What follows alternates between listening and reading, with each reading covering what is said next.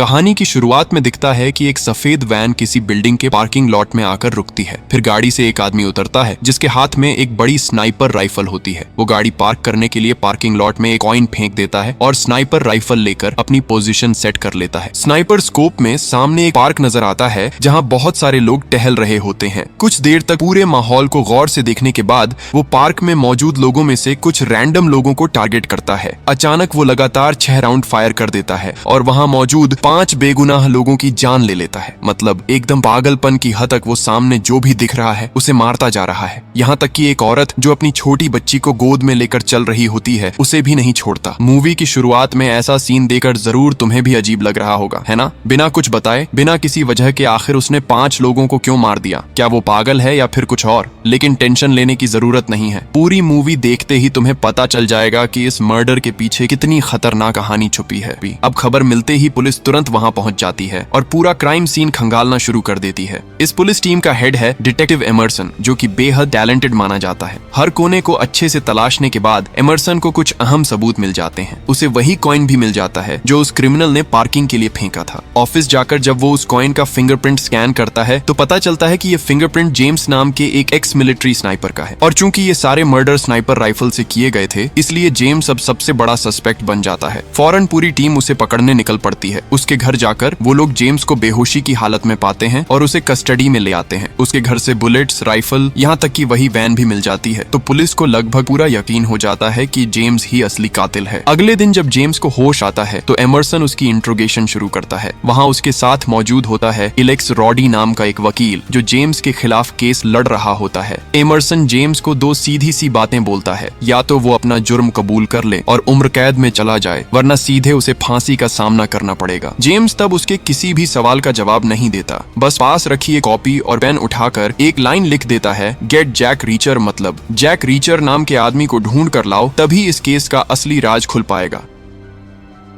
यहाँ साफ नजर आता है कि जिसने उन 5 लोगों को स्नाइपर से मारा था वो और जेम्स एक ही इंसान नहीं है। यानी उसे बड़ी चालाकी से इस पूरे केस में फंसाया जा रहा है। क्योंकि सारे सबूत उसके खिलाफ हैं, इसलिए सिर्फ जैक रीचर ही उसे इस मुसीबत से निकाल सकता है। अब सवाल ये है, आखिर ये जैक रीचर है कौन? एमरसन रिसर्च करके पता लगाता है कि जैक रीचर एक एक्स मिलिट्री पुलिस ऑफिसर है। जितना बहादुर उतना ही ब्रिलियंट। स्नाइपिंग और कॉम्बैट फाइट दोनों में उसकी स्किल टॉप लेवल की थी। उसकी इन्वेस्टिगेशन पावर इतनी घातक थी कि आर्मी में रहते हुए उसने ऐसे ऐसे केस सॉल्व किए जिनके राज किसी और के बस की बात नहीं थे। लेकिन आर्मी में कुछ चलते उसका रैंक कैप्टन से घटाकर मेजर कर दिया गया और ठीक 2 साल बाद वो ऐसे गायब हो गया कि कोई भी उसके बारे में कोई रिकॉर्ड तक नहीं ढूंढ पाया। तब से लेकर आज तक जैक रीचर कहाँ है, जिंदा है भी या नहीं, किसी को भी कोई जानकारी नहीं है। ये सब सुनकर एलेक्स काफी टेंशन में पड़ जाता है और एमरसन से कहता है कि चाहे जैसे भी हो जैक रीचर को ढूंढना ही होगा। तब एमरसन बताता है कि हम उसे तभी ढूंढ पाएंगे जब वो खुद चाहेगा हमारे सामने आने के लिए। मतलब समझ ही रहे हो, जैक रीचर कोई मामूली एक्स आर्मी नहीं है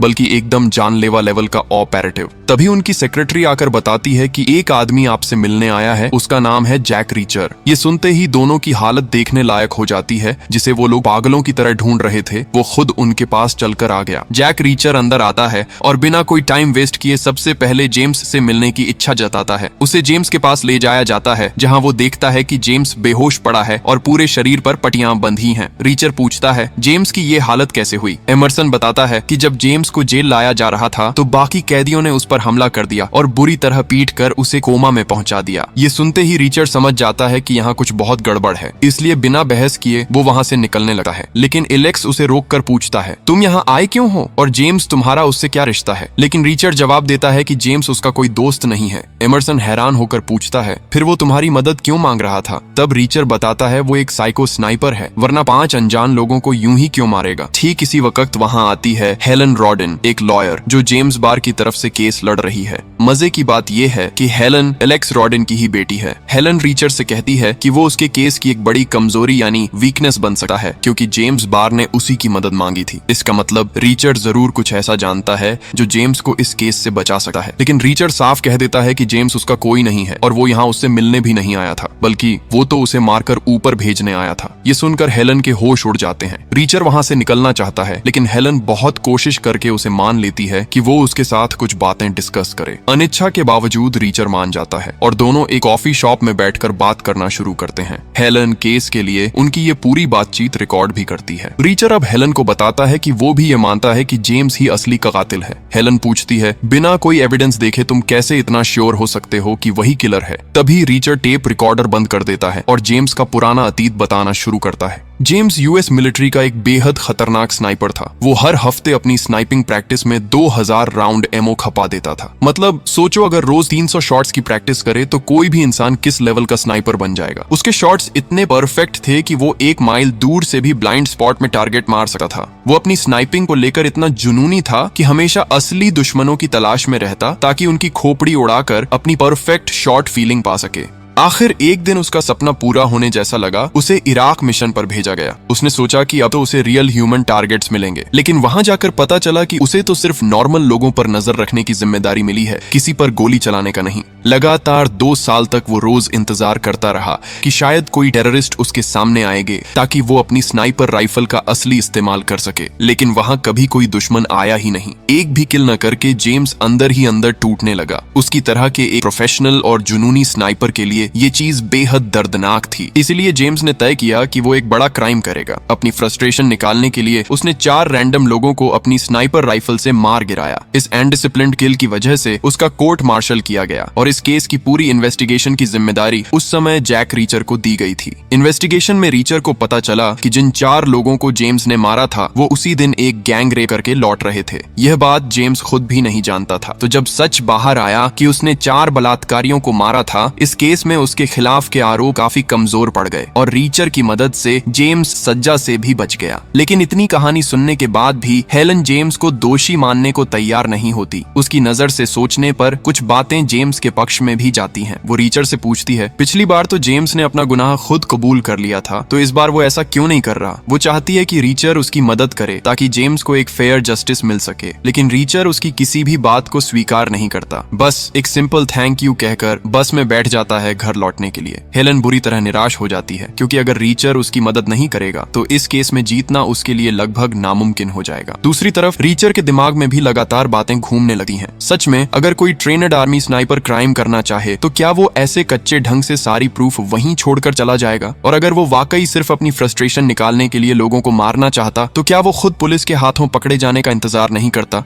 यहीं से रीचर को शक होने लगता है कि उसे भावनाओं से नहीं, ठंडे दिमाग से इस पूरे मामले को देखना चाहिए। वो अचानक बस से उतर जाता है और सीधा वापस जाकर हेलन से मिलता है। इस बार वो कहता है, मैं इस केस में तुम्हारी मदद करूंगा, लेकिन वो एक शर्त रखता है। हेलन को उन 5 मारे गए लोगों के फैमिली से मिलना होगा और उनकी पर्सनल लाइफ, बैकग्राउंड सब कुछ पता करना होगा। और अगर ऐसा लगता है कि जेम्स सच में क्रिमिनल है तो हेलन को तुरंत ये केस छोड़ देना होगा। हेलन रीचर की बात मान लेती है और इन्वेस्टिगेशन के लिए निकल पड़ती है, लेकिन उन्हें पता नहीं होता कि इतने देर से एक हिटमैन उनकी हर मूवमेंट पर नजर रख रहा है, क्योंकि असली कातिल को पता चल चुका है कि जैक रीचर इस खेल में घुस चुका है। इसलिए उन्होंने लिंस्की नाम के इस हिटमैन को हायर किया है रीचर और हेलन पर नजर रखने के लिए। अगले सीन में दिखता है कि रीचर वापस उसी क्राइम सीन पर पहुंचता है और इस बार वो पूरे किलिंग मिशन को गहराई से रिसर्च करना शुरू करता है। उसके दिमाग में कई सवाल घूमने लगते हैं, क्यों, कैसे और किसने इस हत्याकांड को अंजाम दिया। सब कुछ अच्छी तरह एनालाइज करने के बाद उसे लगभग पूरा यकीन हो जाता है कि जेम्स को इस केस में फंसाया गया है। किस वजह से रीचर इतना श्योर हुआ वो थोड़ा आगे बताऊंगा। उधर हेलन विक्टिम्स के घर जाती है, लेकिन जैसे ही वो खुद को आरोपी पक्ष की वकील बताती है, विक्टिम फैमिली उसके प्रति गुस्सा और नफरत दिखाने लगती है। ये देख हेलन बुरी तरह डर जाती है और तुरंत वहां से निकल जाती है। उसे पहली बार महसूस होता है कि जेम्स के लिए इन लोगों के दिलों में कितनी भयानक नफरत और दर्द भरा हुआ है। तभी अचानक उसका पिता एलेक्स रॉडिन वहां पहुंच जाता है और हेलन को डांटना शुरू करता है। वो कहता है कि ऐसे घर घर जाकर पूछताछ करना वकील का काम नहीं होता, ये काम जूरी का होता है। दूसरी तरफ रात में जैक रीचर कहीं बैठा फिर उसी केस पर सोचता रहता है। उसके दिमाग में एक बड़ा सवाल घूमता है, अगर कातिल कोई क्रिमिनल होता तो क्या वो पार्किंग के लिए पैसे देता? उसे तो कार के अंदर बैठकर ही शॉट लेना चाहिए था। उसी समय एक खूबसूरत लड़की सैंडी उसके सामने आती है और उसे फ्लर्ट करना शुरू कर देती है। उसके हाव भाव देखकर रीचर उसे साफ कह देता है, मेरी जेब में तुम्हें पे करने के लिए कोई पैसे नहीं है। ये बात सुनकर लड़की समझ जाती है कि उसे इशारों इशारों में रिचर्ड ने प्रोस्टिट्यूट बोलकर गाली दी है, इसलिए वो अपने दोस्तों को बुलाकर कहती है, इस इस आदमी ने मुझे स्लट कहा, इसे एक अच्छा सबक सिखाओ। तब रिचर्ड कहता है, ठीक है, चलो ये सबक बाहर जाकर सीख लेते हैं। इतना सुनते ही सब के सब बाहर निकल आते हैं रिचर्ड से लड़ने के लिए, पर उन्हें क्या पता कि वो किससे पंगा लेने जा रहे हैं। लड़के थे पूरे 5, लेकिन रिचर्ड कहता है, मुझे बस 3 से ही फाइट करनी पड़ेगी, क्योंकि जब मैं इस ग्रुप के लीडर को गिरा दूंगा तो अपने आप बाकी 2 भाग जाएंगे। लड़का ये सुनकर हंस देता है और फिर शुरू होती है एक खतरनाक आर्मी के साथ एक तरफा लड़ाई। सिर्फ 5 सेकंड में रिचर्ड अपनी स्किल से उनके लीडर को जमीन पर सुला देता है। ये देखकर बाकी 2 रिचर्ड पर अटैक कर देते हैं। रिचर्ड उनमें से एक का पैर तोड़ देता है और दूसरे को ऐसे मारकर जमीन पर पटक देता है कि वो दर्द से तड़पने लगता है। बचे हुए 2 लड़के फिर जान बचाकर दौड़ते हुए भाग जाते हैं,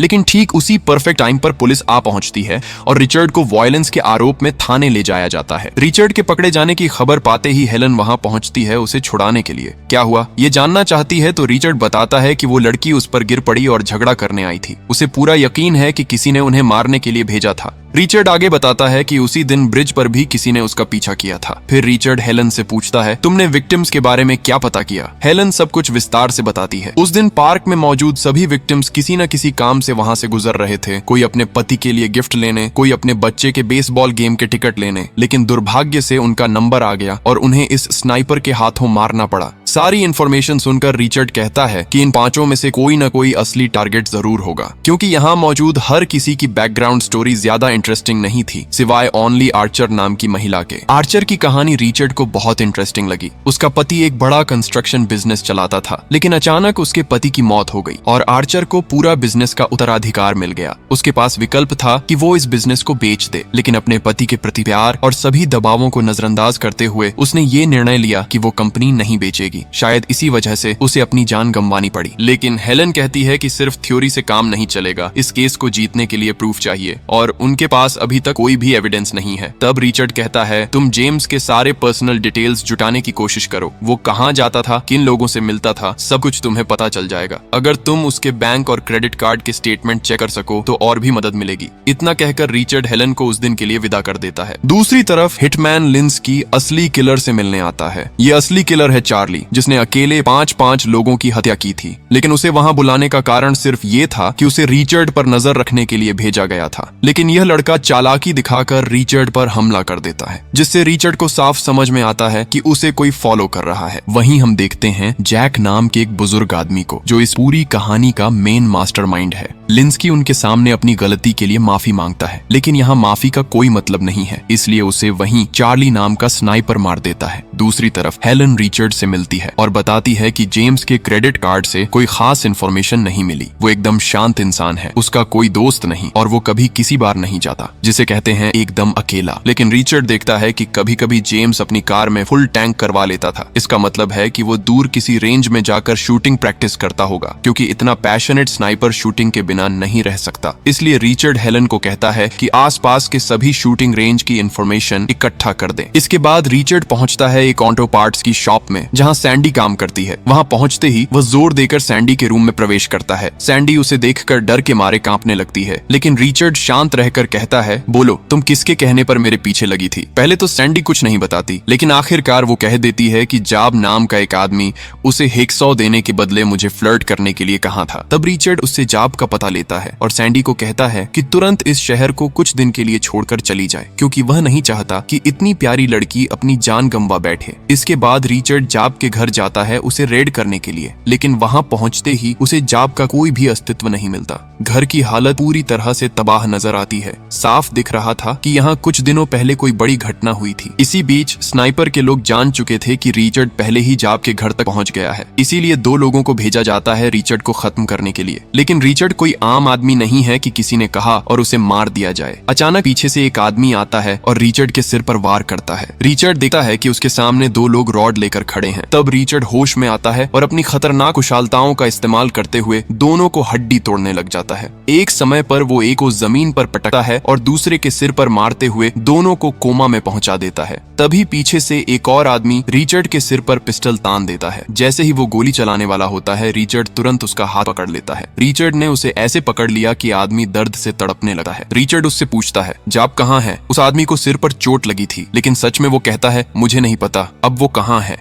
इसके बाद रिचर्ड अपनी कार लेकर वहां से निकल जाता है, लेकिन जल्दी ही एक और कार उसका पीछा करने लगती है। रिचर्ड फिर हेलन से मिलता है और कहता है, मुझे पूरा यकीन है कि जेम्स 100% निर्दोष है। उसकी इन्वेस्टिगेशन के अनुसार जेम्स एक सुपर स्नाइपर है। ऐसे में वो कभी भी उस जगह से फायरिंग नहीं करेगा जहां सीधे सूरज की रोशनी उसकी आंखों में पड़ती हो। लेकिन ये शॉट्स ऐसी जगह से लिए गए थे जहां सूरज की रिफ्लेक्शन सीधे उस पर पड़ रही थी। इसके अलावा जेम्स इतना बेवकूफ नहीं कि पार्किंग के लिए पहले कॉइन फेंके और फिर शॉट ले। अगर वो चाहे तो दूर ब्रिज पर जाकर कार में बैठकर शॉट ले सकता था और सूरज भी पीछे होता, जिससे वो खुद को छुपाकर शॉट ले सकता था। और वहां 6 शॉट से 5 लोगों की हत्या हुई, जबकि जेम्स जैसे शूटर का एक भी शॉट मिस होने की संभावना नहीं है। रिचर्ड पर जो हमला हो रहा था उससे यह भी साफ हो जाता है कि कोई नहीं चाहता कि जेम्स निर्दोष साबित हो। जब वो पीछा कर रही कार को नोट करता है तो चालाकी से उसका नंबर लिख लेता है और हेलन को देता है ट्रेस करने के लिए। ट्रेस करने पर पता चलता है कि कार लेवेंड नाम की कंपनी की है और इस कंपनी का उस विक्टिम ओनली आर्चर के कंपनी आर्चर कंस्ट्रक्शन के साथ झगड़ा चल रहा था। इसका मतलब अब बिल्कुल स्पष्ट है कि इस हत्याकांड का कनेक्शन सिर्फ ओनली आर्चर से है।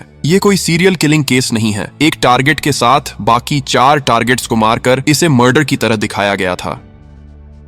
असल में असली टारगेट था ओनली आर्चर। हेलन कहती है कि अभी यह सिर्फ एक थ्योरी है और केस जीतने के लिए हमें ठोस प्रूफ चाहिए, लेकिन रिचर्ड कहता है, मैं ये प्रूफ ढूंढ ही लूंगा। इसी बीच सैंडी कहीं और छुप जाती है, लेकिन सही समय पर स्नाइपर वहां पहुंच जाता है और मौके का फायदा उठाते हुए पहले उसे एक पंच मारकर बेहोश कर देता है। फिर बेहोशी की स्थिति में उसका मुंह दबाकर उसकी जान ले लेता है। जब पुलिस वहां पहुंचती है, एमरसन देखता है कि सैंडी को मारकर उन्हें डस्टबिन में फेंक दिया गया है। वहीं सड़क पर जाते हुए रिचर्ड देखता है कि क्रिमिनल पहले ही सैंडी को मार चुके हैं। इस दृश्य से रिचर्ड को गहरा दुख होता है। शायद आज उसी के लिए इस खूबसूरत लड़की को अपनी जान गंवानी पड़ी। लेकिन जब एमरसन रिचर्ड को देखता है तो वो उसे किलर समझने लगता है और उसे अरेस्ट करना चाहता है। रिचर्ड तुरंत स्थिति समझ जाता है और अपनी कार लेकर भागने लगता है। गति से कार्य चलाते हुए रिचर्ड पुलिस के साथ हड़बड़ी और ड्राइविंग का खेल शुरू कर देता है। यहाँ उसकी ड्राइविंग स्किल्स देखने लायक हैं। इसी तरह चूहा बिल्ली का खेल चलता रहा और रिचर्ड एक समय सुपरमार्केट के सामने पहुंचता है। यहाँ वो अपनी कार की स्पीड धीमी कर देता है और एक मौके पर कार छोड़कर लोकल भीड़ में घुल जाता है। तभी एक पब्लिक बस आ जाती है और पूरे पुलिस फोर्स के सामने ही रिचर्ड बस में चढ़कर अपने आप को पुलिस के हाथों बचा लेता है। रिचर्ड पुलिस से बच जाने के बाद हेलन से मिलता है। इस दौरान उसका पिता और डिटेक्टिव एमरसन भी उससे मिलने आते हैं। जो कुछ वो कहते हैं उसे हेलन विश्वास नहीं कर पाती। एमरसन बताता है कि आज सुबह रिचर्ड सैंडी के घर गया था और उसने पहले ही सैंडी के दोस्तों को मारकर हॉस्पिटल भेज दिया है।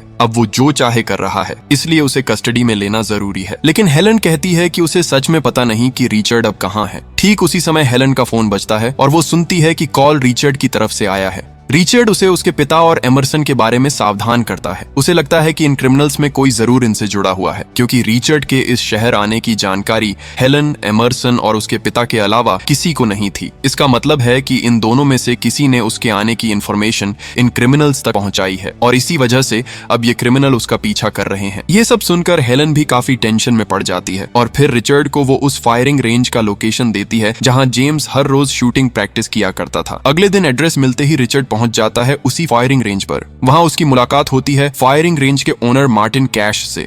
रिचर्ड अपना नाम एरन वॉर्ड बताता है और कहता है कि वो जेम्स का दोस्त है, इसलिए उसके बारे में जानने यहाँ आया है। मार्टिन को लगता है कि रिचर्ड शायद पुलिस वाला है, इसलिए वो मदद करने में दिलचस्पी नहीं दिखाता। लेकिन रिचर्ड उसे जेम्स के केस के बारे में सब कुछ बताता है। रिचर्ड बोलता है कि वो जेम्स के डिफेंस लॉयर के लिए काम कर रहा है और जेम्स को बचाने के लिए मार्टिन की मदद बहुत जरूरी है। तभी मार्टिन एक शर्त रख देता है। वो रिचर्ड को एक शूटिंग टारगेट और कुछ बुलेट्स देता है और कहता है, अगर तुम इन 3 बुलेट्स को बिल्कुल मेन सेंटर में मार पाए तभी मैं तुम्हारे सारे सवालों के जवाब दूंगा। रिचर्ड सोचता है ये कैसा अजीब सा गेम है, लेकिन और कोई रास्ता न देकर वो मार्टिन की बात मान लेता है। मार्टिन उसे 4 राउंड बुलेट्स देता है ताकि एक राउंड वो प्रैक्टिस के लिए चला सके। रिचर्ड अपनी राइफल लेकर टारगेट सेट करता है, लेकिन पहले राउंड में ही वो सेंट्रल पॉइंट से बहुत दूर शॉट मारता है। फिर राइफल को थोड़ी एडजस्ट करके वो 3 शॉट्स मारता है, जो देखकर मार्टिन पूरी तरह हैरान हो जाता है, क्योंकि ये सारे शॉट्स इतने क्लोज थे कि मार्टिन ने इतने परफेक्ट शॉट्स बहुत लंबे समय बाद देखे थे। तभी मार्टिन कहता है, तुम जरूर जैक रिचर्ड हो, क्योंकि आज से 10 साल पहले सिर्फ जैक रिचर्ड ही ऐसे शॉट्स ले सकता था। ये सुनकर रिचर्ड काफी खुश होता है और मार्टिन उसे मदद करने के लिए राजी हो जाता है। मार्टिन रिचर्ड को कुछ शूटिंग टारगेट्स दिखाता है जो जेम्स अपनी प्रैक्टिस में इस्तेमाल करता था। मार्टिन कहता है कि उसने पहले कभी इतना परफेक्ट शूटर नहीं देखा, लेकिन रिचर्ड कहता है कि जब जेम्स आर्मी में था तब वो इतना अच्छा शूटर नहीं था। शायद ये शॉट्स कोई और ले रहा था, हो सकता है जेम्स का कोई बहुत करीबी दोस्त। मार्टिन इस बात पर विश्वास नहीं कर पाता, लेकिन जब वो सीसीटीवी फुटेज देखता है तब उसकी समझ पूरी तरह उलझ जाती है, क्योंकि जेम्स के साथ हमेशा एक और शख्स इस फायरिंग रेंज में आता था और वो शख्स था खतरनाक स्नाइपर चार्ली। खोज खबर लेने के बाद रिचर्ड हेलन को फोन करता है और सस्पेक्ट के बारे में जानकारी देता है। वो हेलन से कहता है कि 3 घंटे के अंदर वो उसके पास पहुंच जाएगा। इस दौरान हेलन किसी को कुछ भी ना बताए।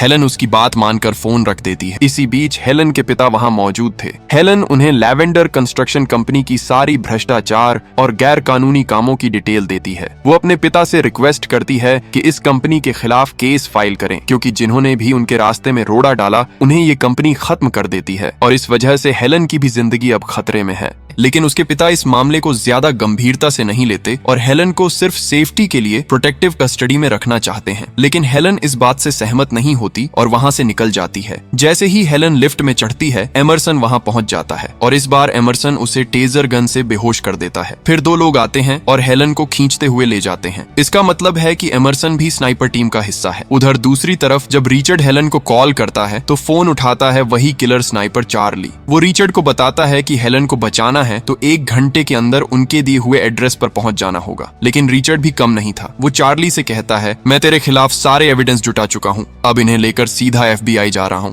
हेलन के साथ क्या करेगा ये तेरी मर्जी, मुझे कोई फर्क नहीं पड़ता। ऐसा बेफिक्र जवाब सुनकर हेलन समेत वहां मौजूद सब लोग पूरी तरह हैरान रह जाते हैं। लेकिन फिर रिचर्ड दोबारा कॉल करता है और कहता है, ठीक है मैं आ रहा हूं, लेकिन अगर हेलन के शरीर पर एक खरोंच भी आई तो तुम सबको मैं जिंदा जमीन में गाड़ दूंगा। ये सुनकर चार्ली बुरी तरह घबरा जाता है और वे लोग अपना ठिकाने का पूरा एड्रेस रिचर्ड को दे देते हैं। इसके बाद रिचर्ड हेलन को बचाने सीधे उनके अड्डे की ओर निकलता है, लेकिन वो अकेला नहीं होता। उसके साथ होता है फायरिंग रेंज का ओनर मार्टिन। उम्र भले ही ज्यादा हो चुकी हो, लेकिन उसकी शूटिंग स्किल आज भी उतनी ही खतरनाक और शार्प है। मार्टिन अपने साथ एक स्नाइपर राइफल लेकर आया था ताकि जरूरत पड़ने पर वो रिचर्ड को कवर दे सके। वहीं दूसरी तरफ जहां हेलन को बंदी बनाकर लाया गया था, वहां हम उस बूढ़े आदमी को भी देखते हैं जिसका नाम था जैक। असल में वही था लैवेंडर कंपनी का असली ओनर। पहले हेलन अपने ही पिता पर शक कर रही थी, लेकिन अब उसे साफ समझ आ चुका था कि इन सारी प्लानिंग में उसके पिता का कोई हाथ नहीं था। उधर हेलन को बचाने निकलने से पहले रिचर्ड एक बार फिर उसे कॉल करता है। वह उसे भरोसा दिलाता है, जब तक वो लोग मुझे पकड़ नहीं लेते कोई तुम्हें छू भी नहीं सकता,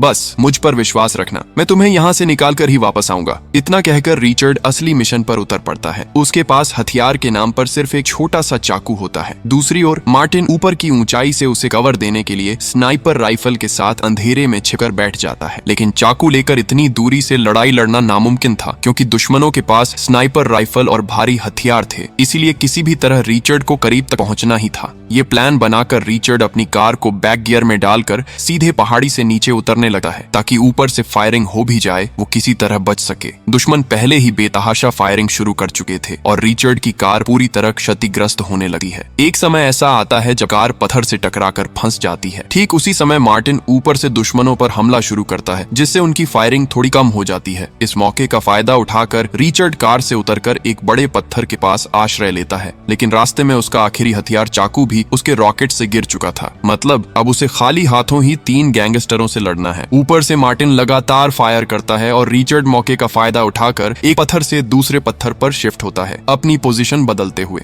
जबकि एक शूटर लगातार उसी पत्थर पर गोली चला रहा था, रिचर्ड पर एक भी गोली नहीं लगी।